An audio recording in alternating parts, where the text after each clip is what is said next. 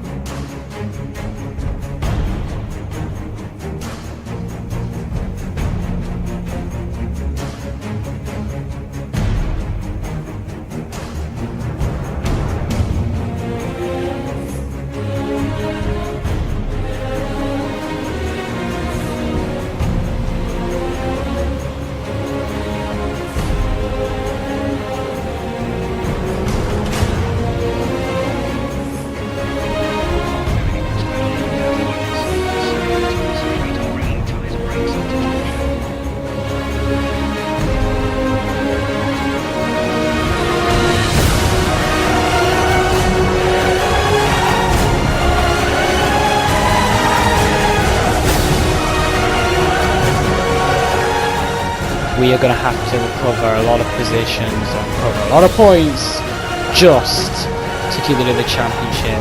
It might be a miracle, it might be or it might be a test today. Here we go. As we right now, guys, go green in Yas Marina. That is a great start compared to Michalski, as we already breezed past the 1988 McLaren Honda. Nearly thought about going for a dive bomb alongside Zahari, but it hasn't worked for me in the past there. And now we're just about to have gaining positions as quickly as we can, because if we don't, Roth and Lawson, or Murray, will be getting a bigger lead and could potentially mean us not winning the race. It looked pretty much out of the bags when we didn't even say a qualifying lap, which could have been a lap to secure those pole position. However, it is whatever. We've just kind of got to gain a lot of spaces, giving a bit of room for Visor, as we made a slight bit of contact, and now as we breeze past him using Rich Mix, the max in a race, just to get away, because we need to catch Nuevez and we need to catch all the others ahead of us. Obviously, this will start last is never a good thing. Anyway, here is Nuevez in his McLaren Honda. And he's only got, I think, another 4 races in that bad boy. As we breeze past him, Baby's gonna get second up for this traffic. Here comes Izumi though, which we're gonna dive bomb down the inside, get another 2 cars as well. Coppins and Leverser. As them two was squabbling for position before we dive bombed in.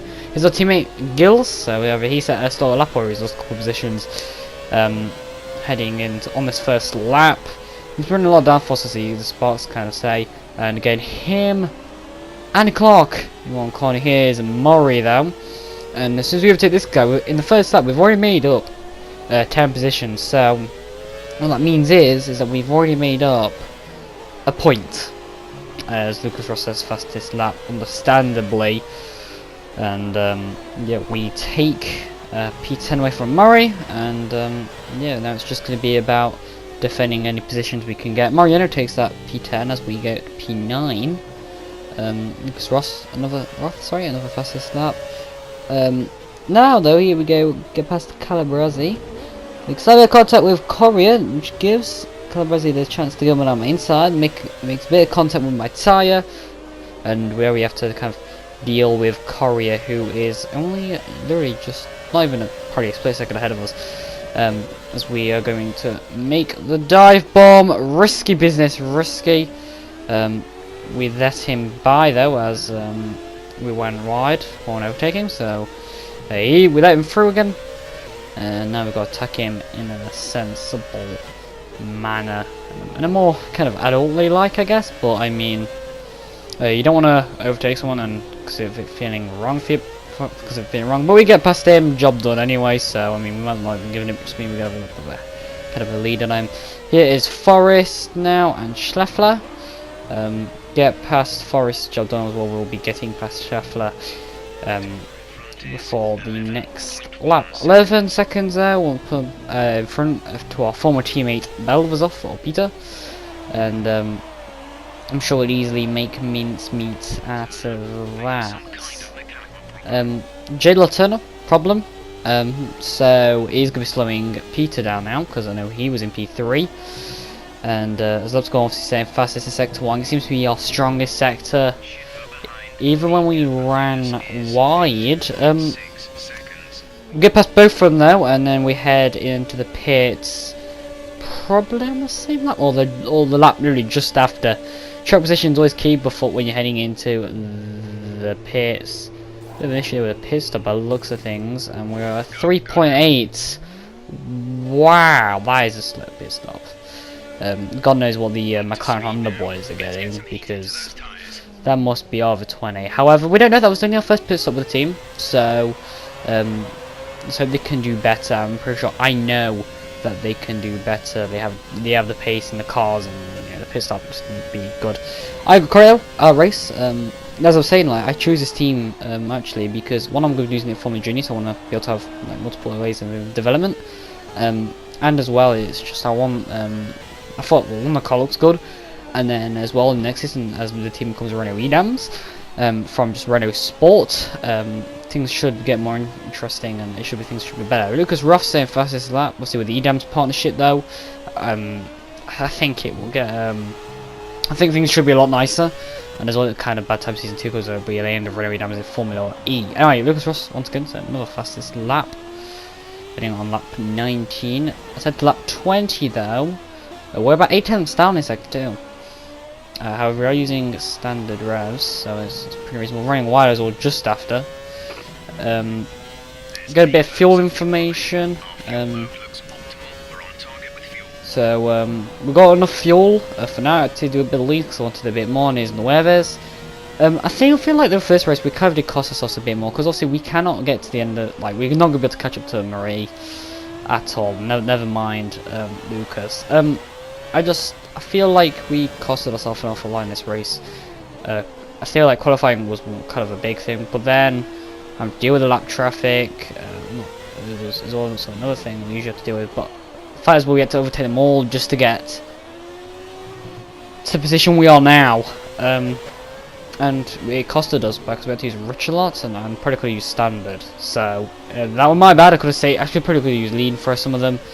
And you know, saved a bit of fuel, I guess, only on the first couple of laps for now, so we could potentially have been pushing now. But yep, lap 2017, not 2017, 27. So I kind of want to check. When we said 1 lap lane, there's like 1.5 laps left. I just could check, and we are okay to go to the end of the race with in standard now. I got a bit panicked on it. Only 1 lap. And all, we've got 1.5 laps left. Jesus Christ. we're down on fuel, but no, we're not. We are perfectly fine. I'm just going to take you through these last couple laps. Obviously, there's no qualifying. I'll be doing a proper lap kind of tour of the circuit, in to kind of make up for it. And it won't be a lap on here; it'll be a lap on time trials. So that'll probably be the next video to come up. But yeah, things are going to be interesting as well. Actually, I want to real quick announce that Marie's under investigation for in Japan. They're investigating her tyres, and obviously different cars and different tyres are raced, so they're kind of investigating it here.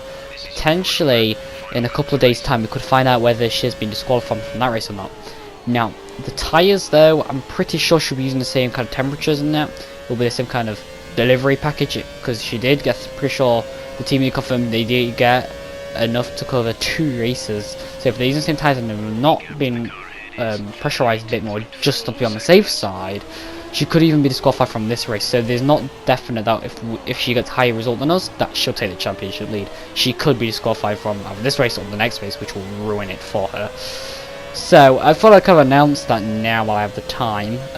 There will be a video a couple of days time just saying if she has been disqualified. If she hasn't, then there'll be no video about it. We'll just head straight to the lap kind of thing.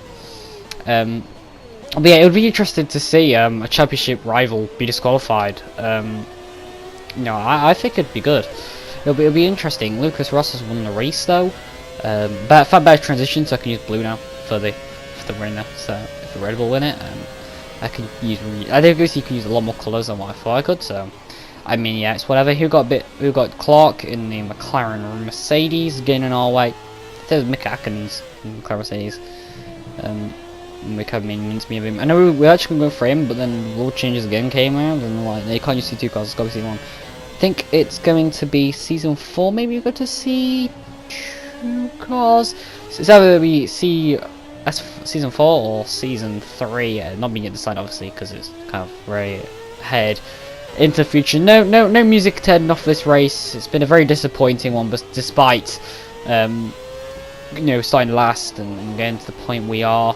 However, here we are to take third in the one and only Abu Dhabi C-Prix. Now that from last, it may seem a bit harsh to say it was a bit disappointing, but I'm disappointed because it's our first race with the team, and I wanted to show them an even better result. Despite where we came from, yeah, we did put on an overtaking, showing the first couple of laps.